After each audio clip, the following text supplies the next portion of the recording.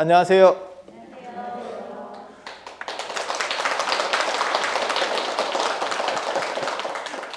자, 노란 책 이제 두 번째 시간 제 2장에 대해서 오늘은 할 거예요. 지난 시간에 우리 1장 했잖아요. 기억은 안 나겠지만 1장 한 걸로 그렇게 하도록 하겠습니다. 그래서 2장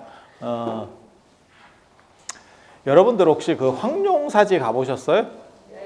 황룡사지? 아니면 가문사지? 가문사지 가보셨어요? 사지라고 하는 데는 절은 없고 그냥 맨바닥밖에 없는 거예요. 그래서 사지, 그러니까 가문사라고 하는 절의 뭐 황룡사지 하면 황룡사라고, 그러니까 이름은 알고 있는 거예요. 그렇지만 절이 없는 거죠. 절이 없는 거고, 그리고 절 이름도 모르는 데도 있어요. 그러면 장항리 사지, 그러니까 어떤 리가 들어가, 뭐 군수리 사지 이렇게 하면 그건 지역명입니다. 그러니까 그 동네 이름.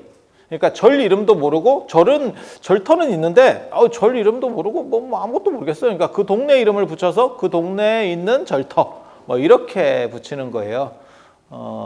그래서 그렇게 두 가지로 나뉜다더라라고 생각하시면 돼요. 그러니까 이름을 아는 절, 이름을 모르는 절. 그런데 이제 나중에 바뀌는 경우도 있습니다. 그 절인 줄 알고 했는데 나중에 발굴을 해보니까 절 이름이 다른 거야. 그런 경우들도 뭐 존재할 수 있습니다. 그래서 이런 두 가지가 일단 기본적으로 있다더라라는 정도 생각을 하시고, 근데 황룡사가 크던가요? 아, 그래요? 가문사는 어때요? 가문사지는 크던가요? 가문사지 안 가본 거 아니에요? 사실은 제가 아마 사지 중에서, 그러니까는 절은 없고 절터만 있는 데 중에서 사람들이 제일 많이 가보는 데가 아마 가문사지하고 황룡사지 정도일 겁니다. 그리고 어떤 의미에서는 가문사지에 더 많이 갔을 수도 있어요. 왜냐하면 거기가 이제 간포 앞바다 쪽으로 해서 이렇게 코스가 잘 잡히기 때문에. 그런데 여러분들이 기억해 주셔야 될 게 거기 요사체가 없어요. 혹시 불국사 가보셨어요? 불국사 예전에 이제 어른들은 신혼여행으로 불국사를 가고 이러던 때도 있었는데, 불국사에 가보셔도 스님들은 어디 살지? 이런 생각을 하면 정상적인 사람입니다. 원래는 스님들 사는 데가 없죠. 이렇게 가문사지에도 스님들 사는 데가 없습니다. 황룡사지에도 스님들 사는 데가 없습니다. 잘 생각해봐요. 물론 뭐 생각은 안 날 건데 그냥 생각하는 척 해봅니다. 그 얘기는 뭐냐면 지금 여러분이 생각하시는 그런 절터보다 절터가 훨씬 더 컸습니다. 그러니까 부속시설들로 있었던 거예요. 지금 불국사 같은 경우도 여러분이 다니시는 본 메인 쪽에는 스님들 사시는 데가 없고 한쪽 구석에 요즘 지은 쪽에 스님들 사시는 데가 있어요. 그래서 예전에 불교가 잘 나갈 때의 절들은 다 마찬가지예요. 스님하고 부처님하고 같이 안 삽니다. 뭘 생각하시면 되냐면 왕궁에, 그러니까 조선 뭐 경복궁이라든지 창덕궁이라든지 이런 궁궐에 사는 사람은 왕과 직접 관련된 어린 사람들 외에 없습니다. 그러니까는 왕과 관련된 사람들은 이제 여성들이 있는 거고, 왕의 핏줄이라고 하더라도, 그러니까 아들이 컸어 그러면 나가서 삽니다.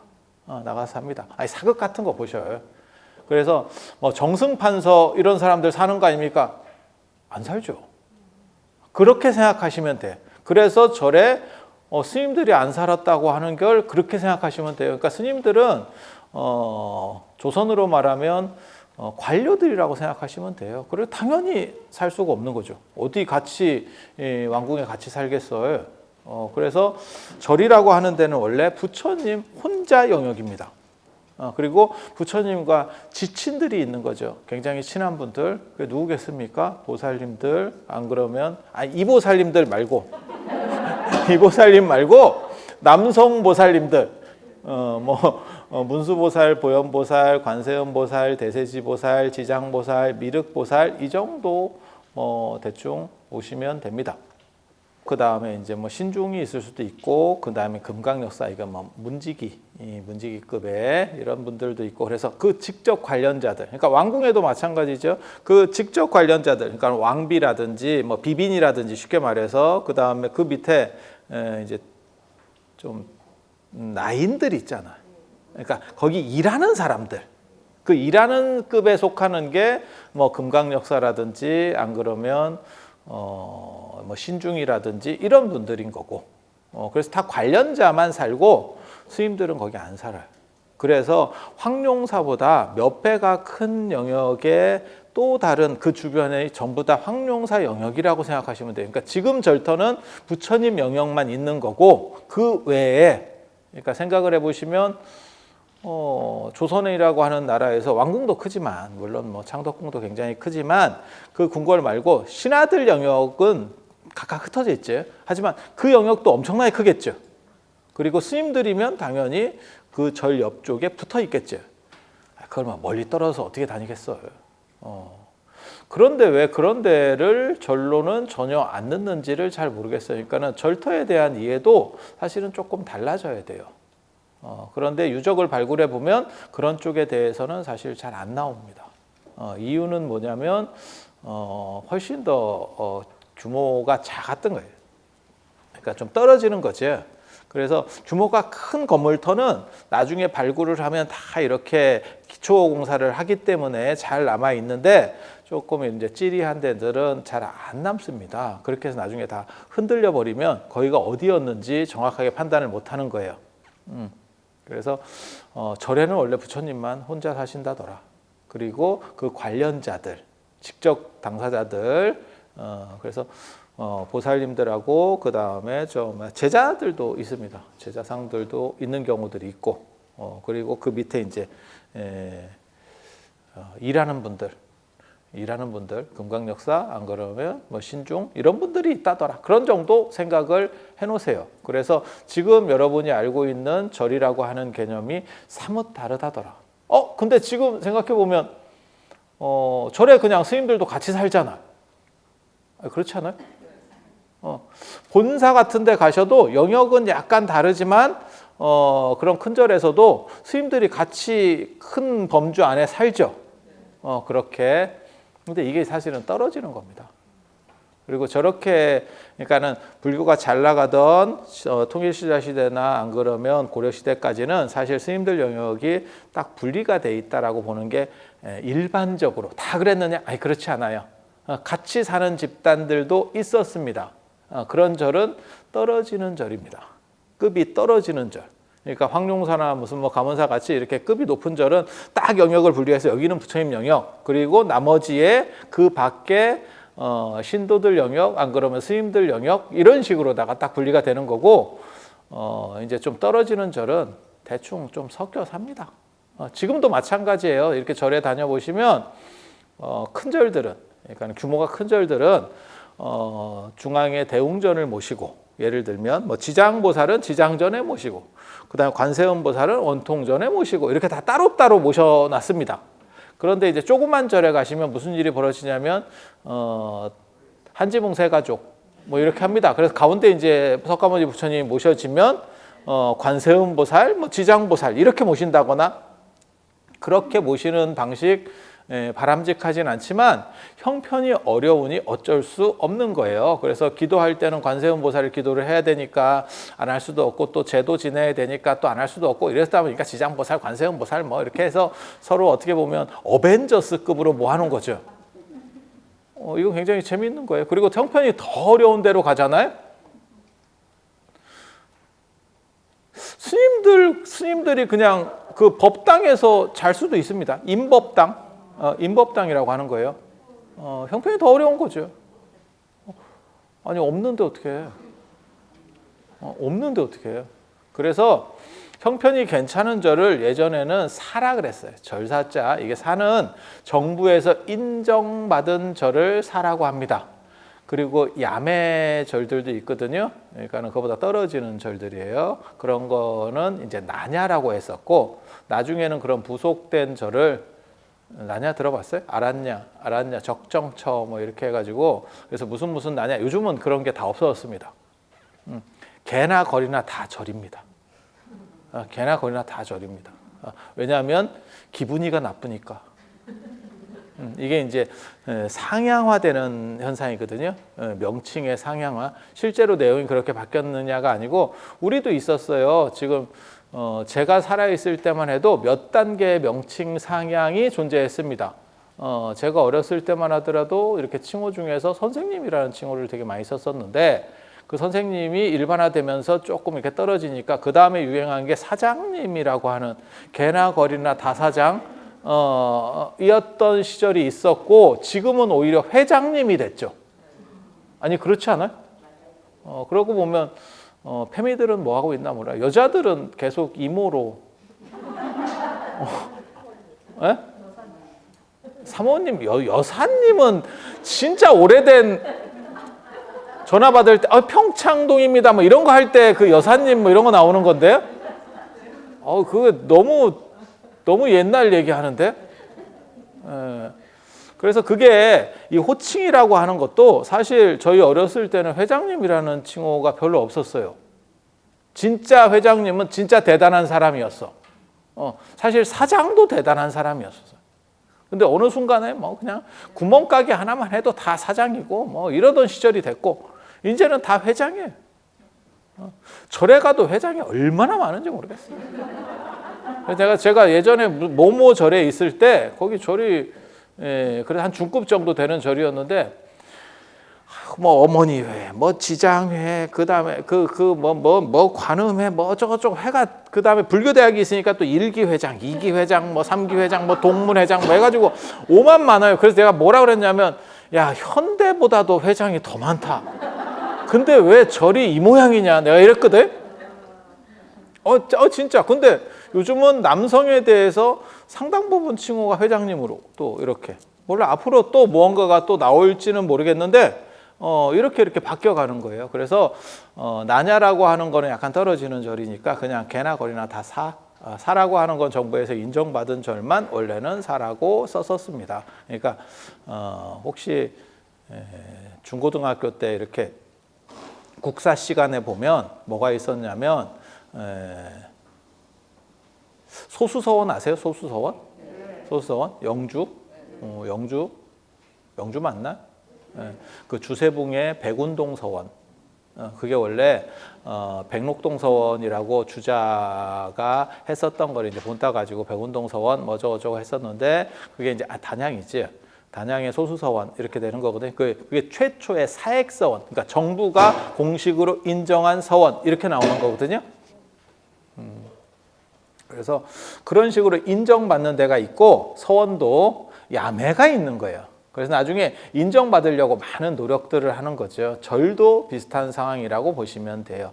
그래서 이제 사세가 어느 정도 되고 정부에서 인정하는 절은 사, 그리고 그렇지 않은 절들은 나냐라고 했는데 나냐는 찌끼다시라는 의미가 좀 더 강하니까 실종이 됐습니다. 지금 여러분들은 나냐라는 표현을 거의 들어볼 일이 없을 정도로 그렇게 되어 있고 그 대신에 뭐가 나오냐면 뭐 암이라든지 아니 그렇잖아요. 무슨 암 왜? 절 큰 절 밑에 딸려 있는 뭐 관음암, 백운암 뭐 어쩌고저쩌고 이런 암이라는 표현도 있잖아요. 그리고 한국 불교에서 굉장히 특이하게 쓰이는 표현 중에 토굴이라고 하는 표현도 있어요. 토굴. 토굴이 뭔지 저 잘 모르겠습니다. 토굴 하면 굉장히 이렇게 약간 비루하고 수행처 같은 나는 자연이다로 살 것 같은데 대부분 스님들의 토굴은 좀 야리해요. 제가 보기에는 굉장히 좀 야리합니다. 제가 뭐 찍고 있어서 구체적으로 말은 못하겠지만 이게 뭔가 싶은 뭐 이런 게 조금 있어. 그래서 좀 재밌는 그걸 왜 토굴이라고 붙였지? 라고 하는 그래서 그런 게 있고 그 다음에 절사자의 사의 또 다른 명칭으로는 뭐 사찰, 그 다음에 가람, 뭐 이런 표현들도 썼었고요. 그래서 그런 정도 생각하시면 돼요. 그래서 처음에는 원래 대단한 절들은 부처님 영역이 딱 분리가 돼 있고 스님들도 거기 못 하더라 이렇게. 그리고 참고로 말씀드리면 스님들도 예불 때만 딱 들어가고 못 들어갑니다. 그리고 그것도 높은 스님만 들어갑니다. 쫄 스님은 예불 때도 큰 법당에 못 들어갑니다. 그럼 어디 갑니까? 그 주변에 작은 법당.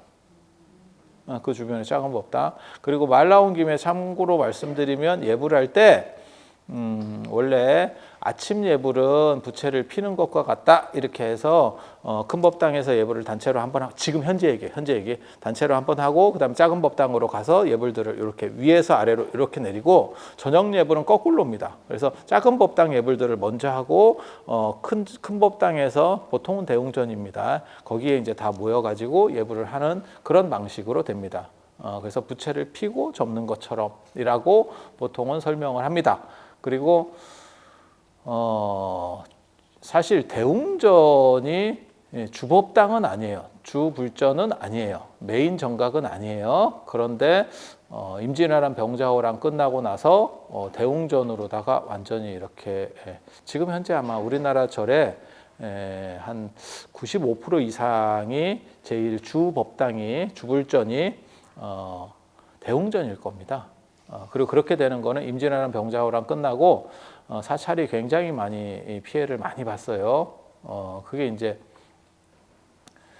승병들이 있어서 원래 이게 임진왜란이 굉장히 재밌는 전쟁이거든요. 병자호란은 사실 너무 빨리 이렇게 한 닦아리 쫙 하고 내려왔다가 싹 올라간 상황이기 때문에 그렇게 큰 피해는 없었고, 임진왜란은 톱질을 했죠. 올라갔다 내려갔다 올라갔다 내려갔다 하면서 이게 톱질을 했기 때문에 이런 피해가 엄청나거든요.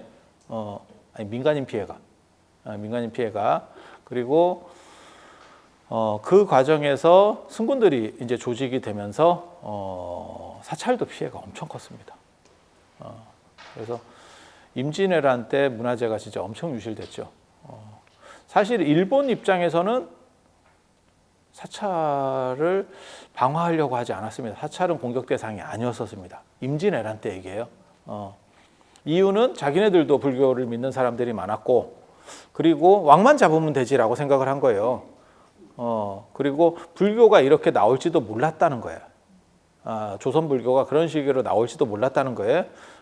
그랬는데 그렇게 해서 그냥 패스하고 넘어갔는데, 나중에 이제 사찰들에서 승군들이 조직이 되고 뭐 국난을 극복하는 과정이 일어나니까, 그리고 스님들이 잘 싸웁니다. 제가 늘상 얘기하지만 스님들이 잘 싸워. 유생보다 스님들의 이 전투력이 제가 보기에는 한 4-4배 높습니다. 이유는 두 가지. 죽어서 이제 극락 간다라고 생각하는 생각. 싸우다 죽어서 극락을 갈지는 잘 모르겠는데, 근데 이게 모든 종교에 이런 비슷한 게 있어요. 그래서 이슬람 같은 데도 지하드 성전 뭐 이런 거 하다가 죽으면 뭐 천상에 간다 라는 식의 관점들이 있는 것처럼 이걸 연결시키는 관점들이 있어요. 그래야 사람이 용감해지거든. 또 하나는 독신이거든. 독신. 그러니까 상대적으로 자유롭지.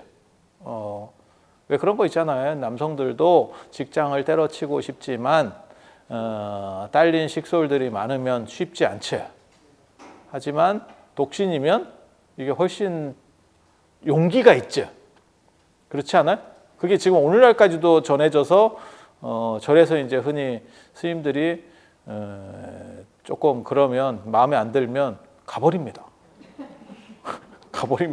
모모 절에 있을 때 어떤 일이 있었냐면 새벽 예불에 도량석이 안 돕니다. 근데 주지 스님은 진짜 그런 거는 대단해. 그 절의 주지 스님은 그런 건 대단해. 눈치를 딱 챈 거예요. 그래서 당신이 뛰어나가서 도량석을 돌더라고. 갔습니다. 밤에 갔습니다. 뭔가 기분이가 안 좋아서 며칠 투덜거리더니 갔습니다. 제가 전에도 그런 얘기 해드렸었는데, 제가 월정사에 이렇게 있으면서 박스를 많이 모아놨거든. 저는 차가 없으니까, 저는 운전면허가 없으니까 이 택배로다가 해서 짐을 뽑을 수도 있으니까, 그리고 저는 언제나 간다는 생각을 머릿속에 하고 있어요. 어디든지 예, 어디든지 그렇게 간다는 생각, 약간 유목민 정신이 있어요. 유목민 정신이. 유목민 정신이 있는 사람들이 후회가 적습니다. 그게 굉장히 재밌는 사고예요. 그러니까 내가 계속 거기서 뭘 하면서 산다라고 했을 때는 그럼 뭐 다음에 보자 어떤 식의 가능한데, 유목민 정신이 있어서 내가 떠날지 모른다라고 생각을 하면, 그래서 제가 그런 얘기 하는데, 하이데커의 행복론을 보면 뭘 자꾸 얘기하냐면 죽음을 자꾸 생각하는 거예요. 시한부 인생이라고 생각했을 때 가장 현명한 선택을 한다. 이게 되게 재밌는 거예요. 그러니까 내가 곧 떠날 사람이야 라고 했을 때 후회 없는 방식들의 삶을 살게 된대. 저는 그걸 굉장히 멋있게 생각을 하거든요. 그래서 유목민 정신 그거 굉장히 좋은 거예요. 그래서 이게 이제 또 박스도 한꺼번에 구하려면 힘들어. 그래서 이걸 사부작 배 박스, 사과 박스 권장합니다. 배 박스보다는 사과 박스가 좋아요. 배 박스 너무 커가지고 그 택배 직원들이 이렇게 하다 보면 파손율이 굉장히 높습니다. 의외로. 사과 박스 이렇게 하고 박스를 모아놨더니 참고로 말씀드리면 제가 월정사에 지금 15년째 살고 있어요.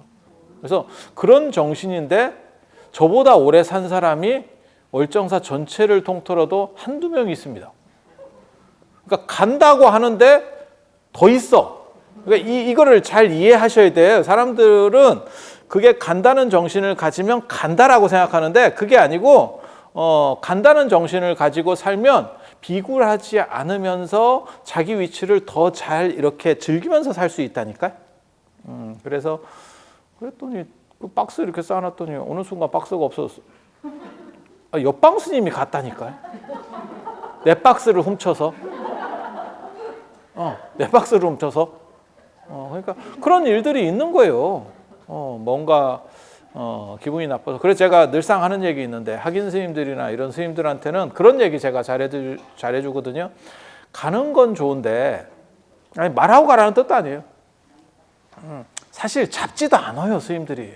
이게 남성 집단이기 때문에 그렇게까지 뭐 간다는 사람을 뭐하러 잡어. 가면 가는 거고, 뭐 있으면 있는 기고, 뭐 그러는 거지. 근데 꼭 이제 또 옛날 정서에 젖어서 편지 써놓고 가는 사람들이 있어. 와, 이거 미친다. 되도 않는 거, 이런 거. 모든 편지는 써놓고 하루 지나고 나서 읽으면 더럽게 유치하거든. 그게 모든 편지의 특징이에요. 그런데 그런 편지 써놓고 가. 그래서 제가 뭐라고 하냐면 그냥 말하고 가라고. 그리고 괜히 편지 써놓지 말라고. 나 같은 사람 사진으로 찍어놓는다. 그래서 네가 큰 스님이 되면 내가 이 편지로 협박을 하겠다. 보면 좀 유치해. 보면 내용이 좀 유치해. 당신은 심각한 문제인데 이게 옆에서 보고 있으면 좀 유치해. 그거하고 제가 학인 스님들 공부 가르치고 이런 거 할 때도 제가 협박하는 게 있지. 시험지를 내가 너네 시험지를 보관해 놓고 있겠다. 한 20년 뒤쯤에 너네가 좋은 절에 주지로 가면, 안 그러면 상자를 보게 될 때 내가 이걸로 협박을 하리라. 내가 이게 협박한다. 그래서 그런 문화들이 있어요. 그래서 잘 떠나. 그와 마찬가지로 이게 이제 장점이 있고 단점이 있습니다. 장점이라고 하는 거는 이렇게 강압적인 것들이 상대적으로 줄어들 수 있어요. 왜냐하면 갈 수 있으니까. 근데 단점은 뭐냐면 책임의식이 약간 낮습니다. 그러니까 분리하면 원래 이게 가족이 있고 이러면 어떻게 해서든지 내가 이거를 마무리를 해야 되는데 분리하면 사라질 수도 있는 거야. 갑자기 신선이 됐어. 근데 진짜 재밌는 경우도 있어요. 어떤 경우는 그 스님이 사실은 약간 존재감이 떨어지면 가고 며칠 뒤에 알게 되는 경우도 있어. 되게 슬프지. 그러니까 뭐가 똑같은 거냐면 약간 독거노인 그 돌아가시고 나서 뭐 몇 개월 뒤에 발견됐어요. 이미 발견됐는데 이미 다 백골이에요. 뭐 이런 거 기사 가끔 나오잖아요. 그런 경우도 있어. 몰라, 나도 그럴 수도 있어요. 그러니까 이제 소임에 따라서 매일같이 얼굴을 봐야 되는 상황이면 사람이 없어지지 않은데 이게 가끔 이렇게 있어도 되는 사람 같으면 그러면 갔는지 모릅니다. 그래서 이런 문제들로 인하여 이제 독신의 장점 중에 하나죠. 그래서 훨씬 용감하게 유생들 같은 경우는 그리고 또 배우는 게 뭐냐면 신체 발부는 수지부모다 이래가지고 몸 상하는 거 굉장히 두려워하거든요. 몸을 상하는 거는 불효라고 보는 거예요. 근데 전쟁터에 나왔는데 몸을 안 상한다라고 하는 게 그냥 생각해봐도 말도 안 되는 거지. 거기에 아니 꼭 무슨 뭐 조총을 맞고 활을 맞지 않더라도 그래서 그런 문제가 존재하기 때문에 더 비겁해지는 거고, 그 다음에 승려들 같은 경우는 혼자 독신인데다가 또 그 다음에 조선시대만 하더라도 승려가 신분들이 굉장히 낮았습니다. 이걸 이해하셔야 되는 게 지식인의 지식인 차별이라는 게 있어요. 지식인의 지식인 차별. 그래서 불교가 들어오기 전에는 무교에, 그러니까 화랑도 그렇고 제가 그런 얘기도 하는데 무슨 뭐 신라 시대 초기의 왕들 그게 다 어떻게 보면 무당입니다. 무당입니다. 그래서 김대문의 글에 보면 자충이라고 하는 이런 칭호, 그러니까 왕에 대한 칭호 중에 하나예요. 신라 시대 때 무당을 나타낸다. 방언으로 무당이다. 그다음에 경주에서 화랭이라고 하는 것도 화랭이가 경상도 방언으로 그러니까 화랑을 나타내는 표현이에요. 화랭이 그게 무당이라는 뜻입니다. 그래서 여러분이 생각하는 것처럼 무당이 그렇게 떨어지는 게 아니고 최상층에 있었던 사람들이거든요. 그런데 불교가 들어오면서 이 사람들을 끌어내리기 시작하는 거예요. 이게 지식인의 지식인 차별이라고 하는 거예요. 왜냐하면 문자를 아는 사람, 그 다음에 어느 정도 지식인이기 때문에 잘못해서 우리가 밀렸을 때 저 사람들에게 다시 되치기를 당할 수 있다고 생각해서 그 사람의 신분을, 그 집단의 신분을 최하위로 끌어내리려고 하는 작전입니다. 그 작전을 쓰게 되는 거고, 불교도 성리학자들에게 그렇게 똑같이 당하게 되는 거예요. 그러니까 일반 백성이 뒤집을 수 있느냐? 아니, 문자를 모르는데 어떻게 뒤집어? 그러니까 문자를 아는 게 조선시대 때 딱 두 집단밖에 없었다니까. 유생들하고 승려.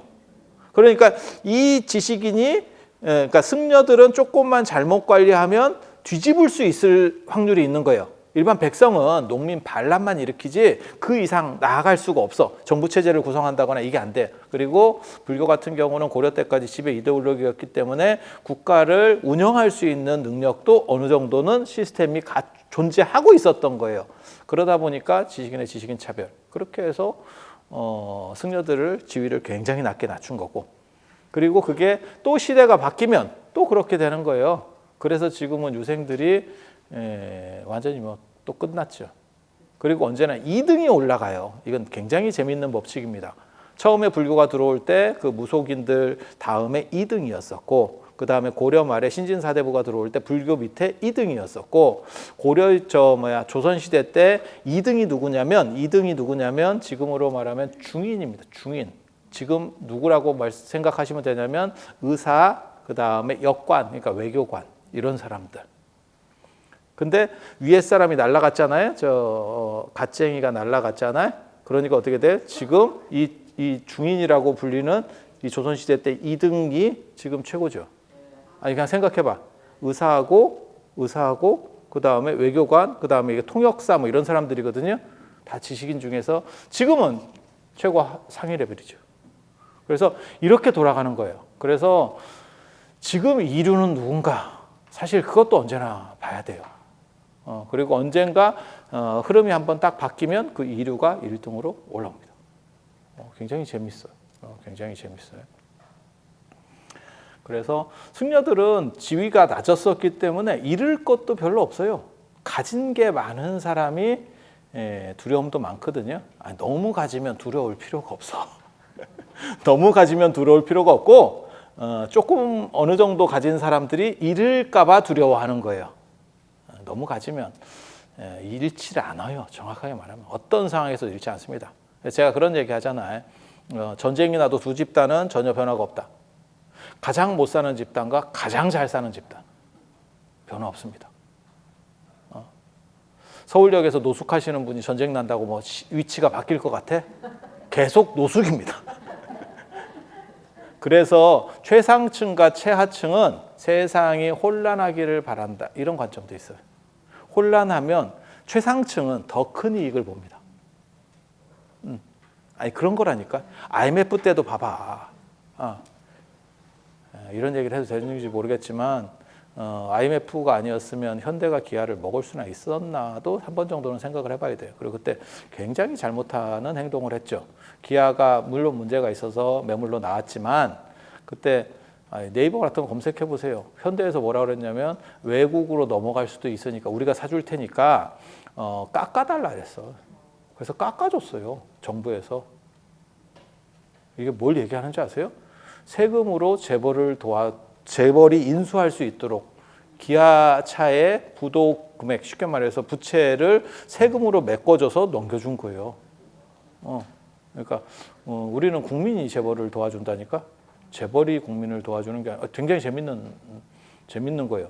그래서 그때 인식 있는 사람들은 뭐라 그러냐면 돈이 없으면 안 사면 되는 거지 왜 세금을 넣어서 깎아달라고 하느냐. 근데 그것도 정부가 그때 먹혔어요. 그렇게 버티니까 또 먹혔어요. 그래서 지금 현기차가 됐지. 그래서 진짜 있는 사람은 그렇게 위기 때 더 법니다. 그러니까 떨어지는 사람 얘기하는 게 아니야. 그러니까는 그런 때 위기를 당하는 사람은 흔들릴 때 위기 당하는 사람은 최고 클래스가 아니라니까. 제가 그래서 그런 얘기도 예전에 해드렸는데 예전에 대한항공의 조현아 땅콩 회항 사건 그 굉장히 큰 사건이었는데 제가 그걸 보고 뭐라고 그때 얘기했냐면 저게 우리가 볼 때는 재벌의 갑질이라고 말할지 모르지만 진짜 돈 있는 재벌들이 보면 저게 무슨 개망신이냐 이랬을 거다. 왜? 진짜 재벌들은 저런 버스를 타고 다니는 게 아니고 전용기를 타고 다니기 때문에 그런 일이 발생할 수가 없어요. 가기 싫으면 마는 거지. 그러니까는 진짜 재벌급에 못 드는 거야. 그 정도면 버스 타고 다니잖아.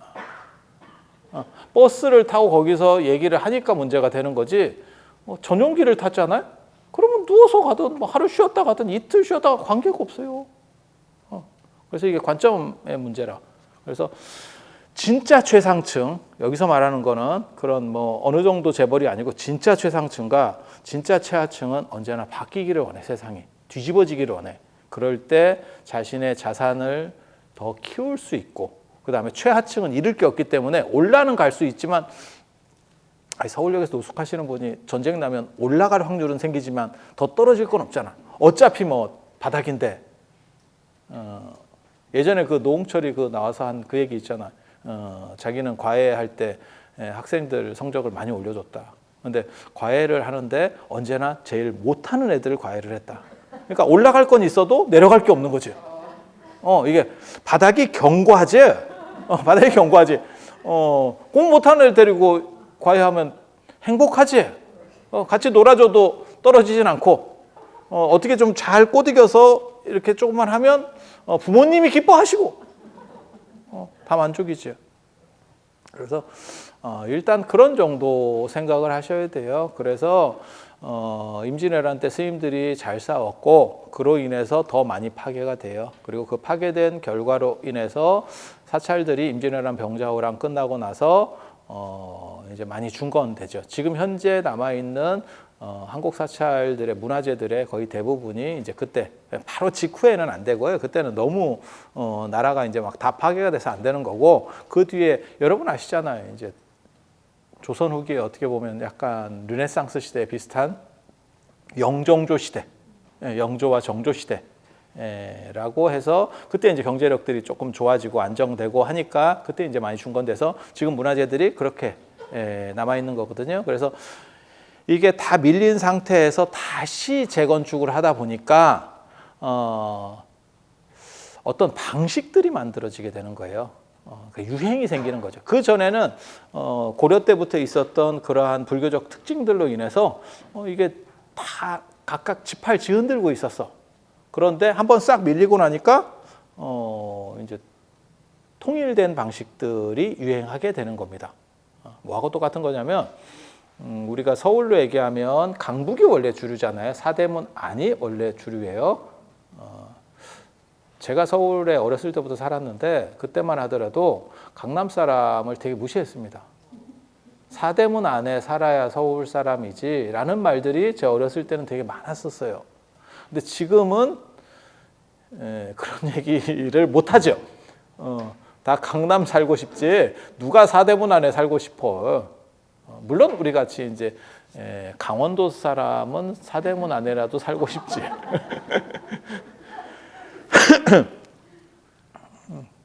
그래서 아니 뭔 뜻인지 아시잖아요. 그런데 왜 강남이 그렇게 순식간에 막 개발될 수 있었겠어요. 60년대, 70년대 아시다시피 뭐 그때부터 이렇게 해서 쫙 개발되는 거잖아요. 제가 어렸을 때 사실 그런 것들 개발되고 막 바뀌어가는 거를 제가 봤었습니다. 제가 어렸을 때는 잠실이 저게 잠긴다 그래서 잠실이었다니까. 비만 오면 잠겨요. 그래서 우리가 저것들 잠실이고 그런 데 사는 애들하고는 잘 이렇게 좀 멀리해. 약간 떨어지는 애들 이렇게 봤었어. 잠실 저것들 좀 서초구 이런데 아유 사람 사는데 아니요. 거기 화훼단지 있던데요. 원래. 아니 진짜라니까. 서울에 오래 사신 분들은 제 말을 다 이해하세요. 그리고 그런 데가 처음에는 또 저쪽 서울 또 남쪽 강남의 남쪽 쪽은 서울도 아니었어. 그게 차곡차곡 편입된 거라고. 그래서 서울이 이렇게 안 컸어요. 물론 90년대생인데 너무 잘 알지. 그렇긴 한데 본 것처럼 막 생생하잖아. 그래서 아무튼 잠실 이런 데 사는 애들 좀 못 사는 애들. 좀 못 사는 애들. 그때는 그랬어요. 지금은 부럽습니다. 지금은 가서 살고 싶습니다. 그때 땅을 샀었어야 되는데, 그렇게 안타깝지. 그래서 서울이라고 하는 데가 강북은 사실 하기가 어려웠던 게 기본 이렇게 도시 시설들이 다 있었기 때문에 그게 옛날 거는 좁잖아. 그러다 보니까 그걸 막 밀고 하기가 되게 어려웠었고 강남은 그게 사람 안 살던 데니까 화훼단지 이런 거 있으니까 쑥쑥쑥 밀어가지고 한 거지. 그렇게 해서 지금은 완전히 역전됐죠. 그러니까 서울만 그런 게 아니고 모든 전통 도시들이 우리나라에 있는 전통 도시 다 마찬가지입니다. 강남 쪽이 다 좋습니다. 그렇게 되는 건데 만약에 예를 들어서 뭐 그럴 일은 없겠지만 무슨 뭐 전쟁이 나가지고 강북이 한번 싹쓸이 됐어. 크게 파괴됐어. 그러면 강남같이 일어난다. 도시계획 다시 하면서 완전히 밀렸으니까 그 상태로 복구할 필요는 없잖아. 그냥 밀고 새로 해버리면 되지. 그렇게 해서 조선 중기 때 새로 이렇게 바뀌게 되는 게 대웅전이라고 하는 게 메인 정각이 되는 거고 그 다음에 수미단이 만들어지고 지난 시간에 얘기했던 것처럼 절하는 방식이 바뀌게 되고 온돌이 일반화되면서 절하는 방식이 되고 그렇게 된다라고 생각을 하시면 돼요. 그래서 조선 전기까지는 법당에 신발 신고 들어가는 그런 문화였었다라고 아시면 돼요. 그래서 처음에는 원래 절 영역 안에는 부처님만 딱 계시고 그 다음에 스님들도 같은 영역이 없고 출퇴근입니다. 바로 옆에 쪽에 요사가 있었겠죠. 옆에 쪽에 요사가. 그래서 황룡사의 규모를 저는 지금 황룡사보다 한 서너 배 이상 더 컸을 거다라는 정도로 추정을 합니다. 그게 합리적이에요. 그 정도 시설들을 유지하고 관리하려면 옆에 부대 사람들이 많이 있지 않았을까요? 그리고 예전에는 절에 경비도 있고 이래요. 보초가 지켜. 지금 세상 좋아서 여러분들이 절에 막 들어가는 거지 고려시대 때까지만 하더라도 그거 막 다 지켜요. 그리고 신라시대 때는 아예 길에 못 들어가는 길이 있다. 저거랑 똑같은 거예요. 뭐 타워팰리스에 그 주민들 아니면 잘 들어가기 어렵고 뭐 이런 거 있잖아요. 진짜 좋은 아파트는 그 다 쉽게 못 들어가거든. 우리 같은 쩌리들은 잘 못 들어가지. 그냥 구경 왔어요. 뭐 이런 거. 그래서 길 자체를 길막을 합니다.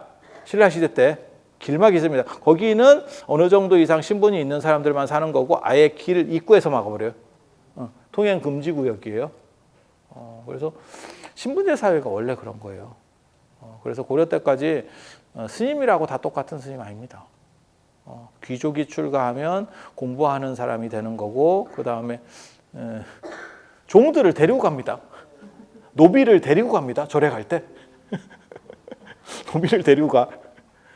그리고 일반 사람이 출가하면 그 다음에 이제 그냥 일반 스님으로 사는 거고. 아니, 달라. 신분에 의해서 달라, 이게. 그리고, 이제, 그렇다 보니까 이제 뻗어나가는 힘도 다른 거고, 그 다음에 좋은 절에는, 일반 스님이라도 일반 출신들은 못 들어갑니다. 못 들어갑니다.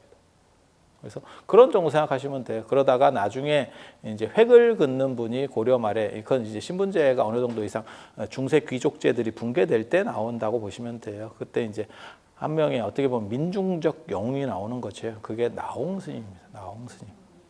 그래서 신분적으로 봤을 때 별로 이런데 이제 왕사까지 올라가고 최고까지 이제 막 쥐었다 폈다 합니다. 그래서 이제 거론하면 생각나는 게 뭐냐면 청사는 나를 보고 말없이 살라고. 그 양반이 굉장히 민중불교적인 사람이거든요. 이유는 뭐냐면 당신이 약간 이 밑에 쪽, 그러니까 하층민은 아니고, 그러니까는 조선으로 얘기하면 한 중인 정도 출신이라고 보면 돼요. 그러니까 제대로 된 양반급도 아니고 그 아서구라고 하는 분인데 뭐 그렇게 높지 않아. 그래서 청사는 나를 보고, 이게 민중불교도 많이 하고 이런 시도 짓고 막 이러는데, 글을 잘하신 분은 아니야. 글을 잘하신 분은 아니야. 왜냐하면 어렸을 때 이게 조기교육에서 한문은 글을 배운 사람하고 나이 먹어서 배운 사람하고 틀려요. 글하는 게. 문장 자체가 다릅니다. 한글은 그 구분이 없어요. 한글은 그 구분이 없어요. 그래서 글을 이쁘게 쓰면 잘 쓰는 사람인데 한문은 다 그 어떤 이게 있어. 방식들이 있어. 그래서 가방끈 긴 사람은 글만 봐도 야, 저놈은 어렸을 때부터 조기교육 제대로 받았고 가방끈이 겁나 길다. 이게 느낌이 옵니다. 느낌이 옵니다. 그런데 나홍 스님은 그렇게 민중불교 뭐 이런 쪽으로 했었고, 그 다음에 청사는 나를 보고 말없이 살라고 다 들어봤죠? 나홍 스님 글이라고, 그죠? 구랍니다. 그렇게 그냥 전해지는 것뿐이지 실제로 확실한 거는 없어요. 그러니까 나홍 문집이나 뭐 나홍 집이나 나홍 뭐 어록이나 뭐 시 뭐 하는 거 있거든요. 안 나옵니다. 제가 뭐 그거는 100% 제가 나홍 스님으로 박사 논문을 쓴 사람이기 때문에 100%. 그러니까 되게 아이러니한 거는 나홍 스님에 대해서 가장 유명한 글로 알려져 있는데 실제로는 그게 진짜인지 가짜인지를 알 수가 없는 상황이에요. 이게 뭐냐면 사실은 민중의 의식이 투영됐다라고 얘기하는 거거든요. 그러니까 민중불교를 했었던 사람에 대해서 민중들이 유행하던 것들을 갖다 붙여서, 그러니까 우리를 대변해주는, 그건 조선 후기에서도 일어나요. 조선 후기에도 일본 사람들에게 너무 많이 죽었거든. 임진왜란 때. 그래서 나중에 그 얼마 죽였는지 그 체크하려고 코하고 귀 비워와라 이런 얘기 들어봤지. 그래서 염장에서, 그래서 뭐 일본에 뭐 이총이 있고 귀무덤이 있고 뭐 코하고 그런 거 아세요? 저도 예전에 일본 갔을 때 거기 갔는데 내가 다음에 일본 올 때는 내가 다시는 여기 일정에 앉는다 이랬어. 좀 무서워. 그렇잖아요. 거기에 뭐 이렇게 한두 명 것도 아니고. 그리고 참고로 말씀드리면 안 죽이고 자르는 경우도 많이 있었어요. 그래서 왜? 죽이고 자르는 것보다 그래도 안 죽이고 자르는 게 조금 더 나은 것 같은데? 좀 아프고 말지 죽는 것보다 낫잖아.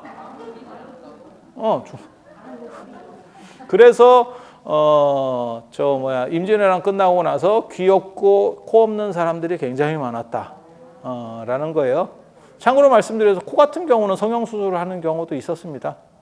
그 당시에도 이제 문둥이도 그렇게 했는데, 그래서 이제 없으면 마늘을 이렇게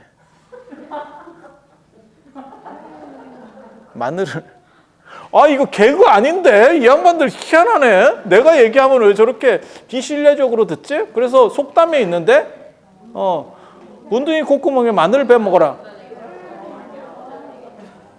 문둥이 콧구멍, 이게 구멍만 있는 거하고 이게 마늘이라도 하나 있는 거하고 다르다니까. 그래서 그걸 또 빼먹는 놈이 있대잖아. 그 얘기 처음 들어봐? 문둥이 콧구멍에 마늘을 빼먹어라. 들어봤지? 그게 그거예요.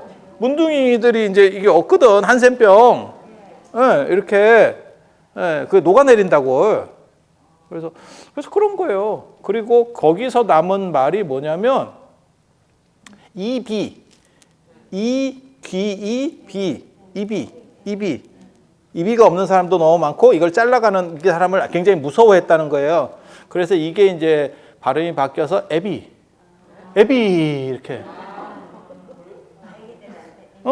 애비 뭐 이렇게 만지고 이러면 애비 이렇게.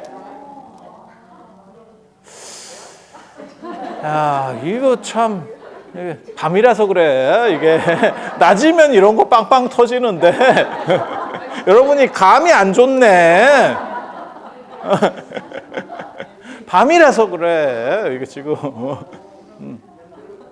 그래서 절이 기본적으로 각각의 특징들이 사실은 임진왜란 병자호란 끝나고 나서 싹 밀린 뒤에 다시 재건될 때 이렇게 일정한 틀로다가 바뀌었다더라. 기본 틀이 일정해졌다더라. 그래서 여러분이 지금 보고 있는 그런 틀들은 사실은 조선 후기의 방식이고 그 전에 것들은 발굴이라든가 이런 걸 통해서밖에는 알 수가 없습니다. 근데 발굴은 아시다시피 전문가들이나 이런 사람들이 눈으로 좀 봤을 때만 제대로 보이는 거지 일반인들이 봤을 때는 그냥 맨 땅입니다. 그냥 맨 땅입니다.